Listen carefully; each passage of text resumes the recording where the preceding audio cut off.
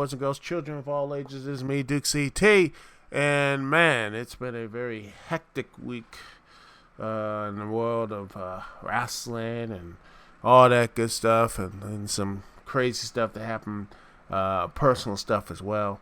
All I'll say is this: that if you find people around that are close to you and everything, hug them real tight. Make sure that you tell them that you love them. And always make sure that they that you tell them how you really feel and all that good stuff. Because you never know when the time and everything else. You never know. You never know when that last time is. You never know when you never get that chance. All right. With that being said, how are you doing this Wednesday evening? And if you're looking for me to talk about NXT, you're going to be disappointed because I didn't watch at all. I barely watched. In fact, the only thing I watched was on their YouTube channel, not their Twitter having their ending, which ended 10 minutes early, by the way, into a schmoz. And pretty much Imperium, the group, I think, Walter, the big bruising dude who looks like he could actually take on anybody and all the stuff, your question is, why does he need a group with him? I don't get it. But, he's there beating up, I believe, Matt Riddle.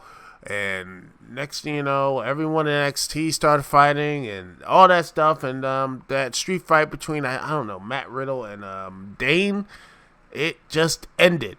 That was it. And I'm like, Also, Velveteen Dream, lost his his North American Championship to the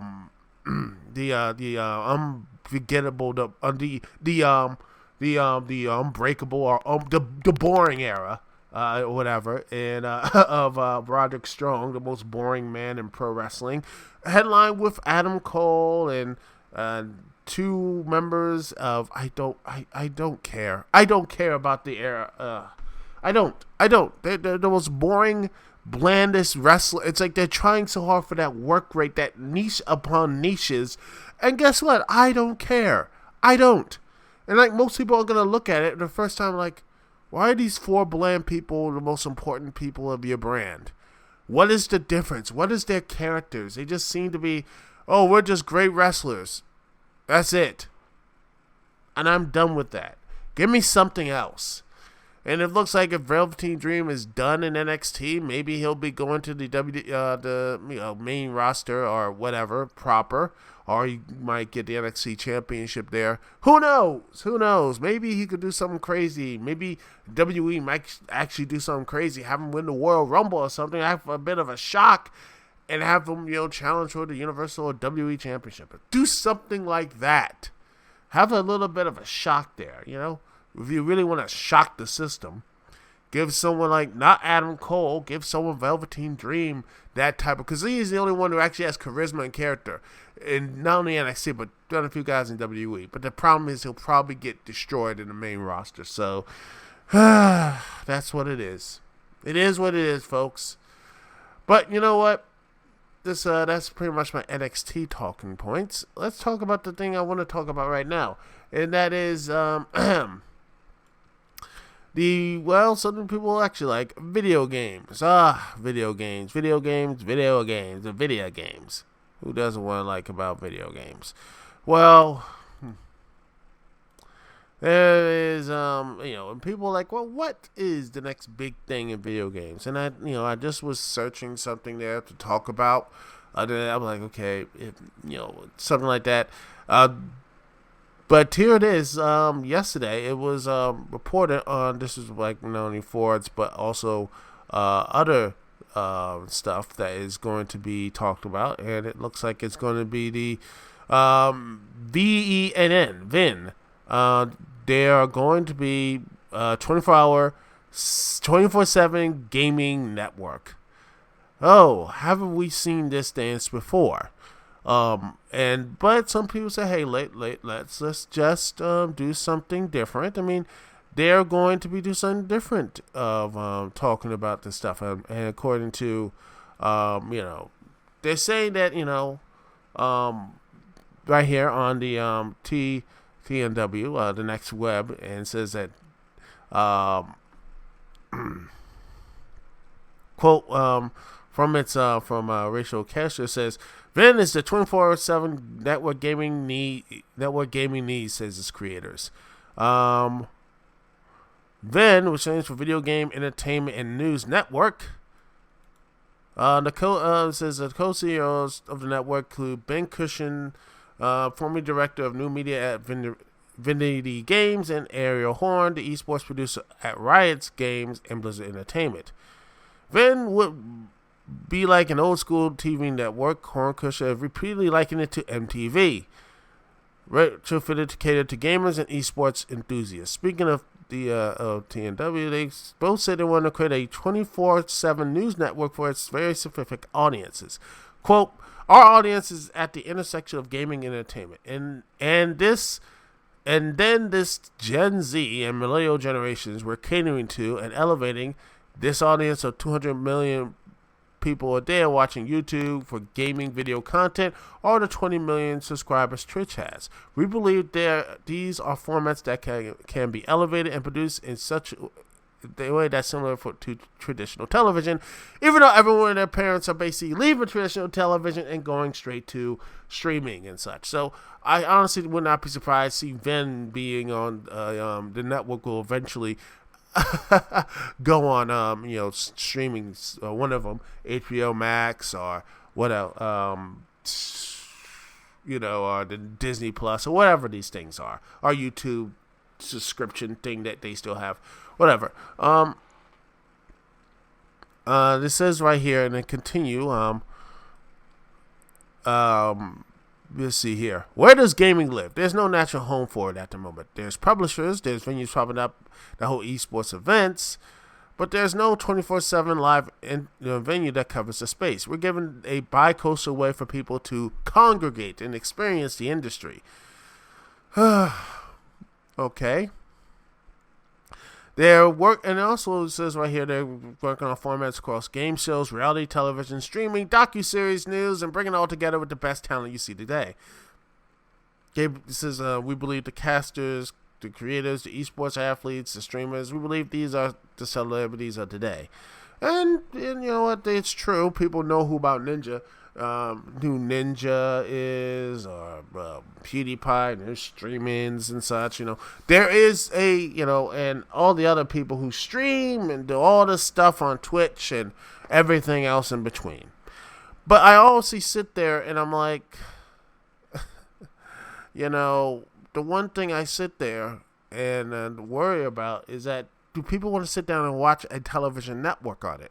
The only thing I use my television and watch, honestly, is, other than baseball and such, other than watching baseball or maybe other sports or anything. I mean, baseball's the only thing I'm watching because the Washington Nationals, the local team here in the DMV, that's DC, Maryland, Virginia, is actually the one closer for a playoff push. And other than that, I use it for playing games. My old Xbox with the connect to HD coordinator, I could play some Xbox games, which I was doing today. I played Dead 2 Rights. It's clunky, but it's a nice little Max Payne ripoff, even though Max Payne is a lot better. Seriously, Max Payne is a ton better than that game. But other than that, I don't really use. I watch Monday Night Raw or anything else, but there's not much I use my television for. I only use my TV. This one and the one I have downstairs is for streaming. Mostly for Netflix, mostly for DC Universe and Hulu, and what else? Let's see, YouTube, when I want to watch something on YouTube. Let's see. Netflix. I already mentioned that. I mean, eventually HBO Max. I will be watching that stuff there, which looks to be fun. That's going to be interesting. And also probably Disney Plus or whatever. That's the only stuff I do. And I worry what is going to be the next big thing when you look at it and say, oh, wow, I can't wait to see what is going to be that big thing that's going to be on this video game stream. Because if I want video game news, I can go online. I can go on if I get articles or videos and such. Young, yeah. Let's see, Legend Killer. Let's see, look, Legacy Killer HD. Let's see what other stuff. I have a lot of people I can turn to. I can turn to video game news on YouTube, and quite honestly, why should I go and get say a subscription or see what type of stuff is going to be on there? Why am I going to go and watch something on a television screen where I can go online? Again, this is just reminds me. I don't think this is and I'm looking at my let's see, where is this? Okay, I think it's somewhere. It's on the Black Shepherd Games Discord. And I put this thing off here, and I said this. Let's see, where is this? Did I put this on here, or is it gaming? Yes, I put it on gaming, and I said this. And Walking Deadpan said this. He says, I give it a year, and I say I give it a week. And Minnesota Fats he says I give it 3 days. 3 days. And, I doubt that, but I just don't see this lasting I see this only going for maybe, at max, a year and a half before they realize they're going to cut the money and run. Because I don't see any reason why this is going to be, oh my gosh, why am I going to sit here and that sort of thing. To really talk, to really get people involved. And funny enough, speaking of DC Sports way back, guess who's actually, who's a part of this, major players and such, and the funding and everything else. None other than Ted Leonsis, who owner of not only the Stanley Cup 2018 champion Washington Capitals and the Washington Wizards. He's also a co-owner of Team Liquid, one of the most viable esports teams on the planet. So, Ted Leonsis knows, at least something about that stuff. So it looks like maybe they might get something with esports and make it more legitimate. And by the way, they are talking about this stuff about, they want to be a part of the Olympics. I think, honestly, if I can look, and hopefully he doesn't mind. I don't think he minds. Let's see, Mud to MMO. I mean, Tiger from Mud to MMO. The dude, seriously, why didn't y'all go watch his stuff? He destroyed esports and the Olympics, and he did it. And I looked at that, and I was like, he came in and basically, and destroyed it. I mean, he pretty much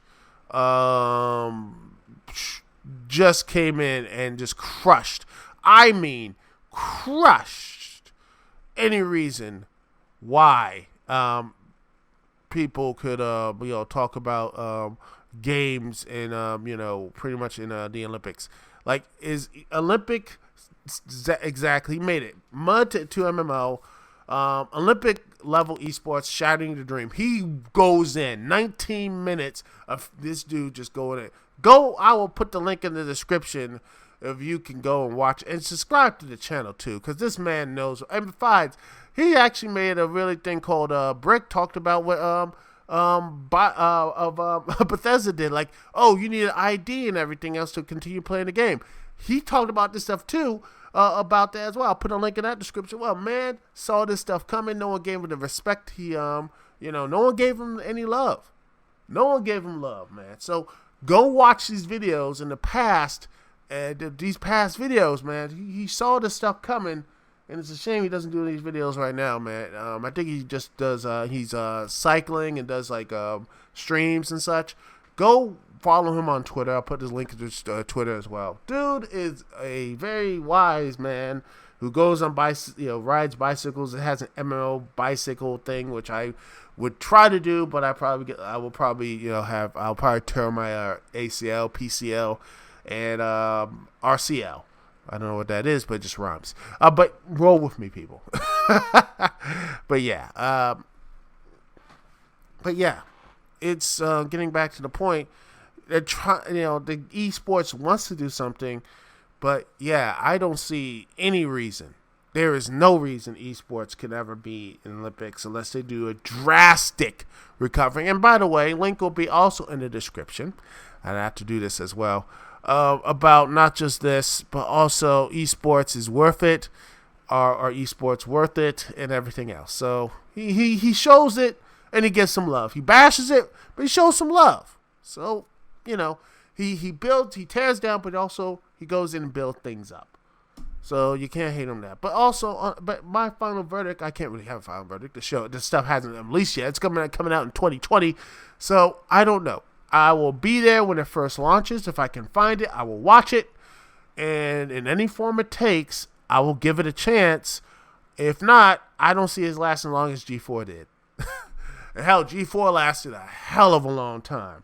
So that was actually really good, who knows?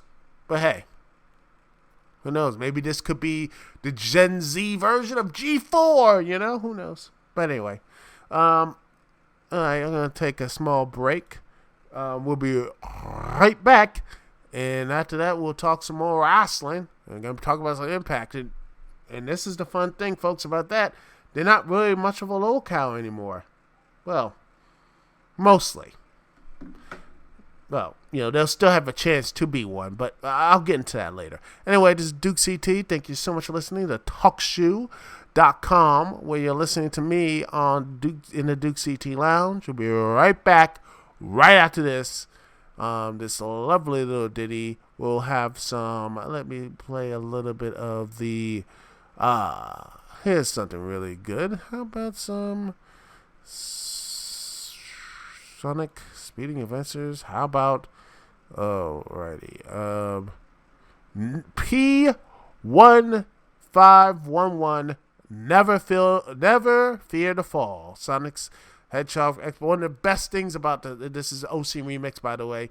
Speeding towards adventures, 25 years of Sonic Hedgehog. Go download that, by the way. It's great. It's awesome. You won't regret it. Download most of those OC remix songs. They're great. Just go and check those out. This is a remake of pretty much the only thing that was good on Sonic the Hedgehog. The Xbox 360, the Sonic 06 is pretty much the soundtrack. And this is a pretty good remix of it. So take a listen. We'll be right back right after this here, live on TalkShoe.com and the Duke CT Lounge.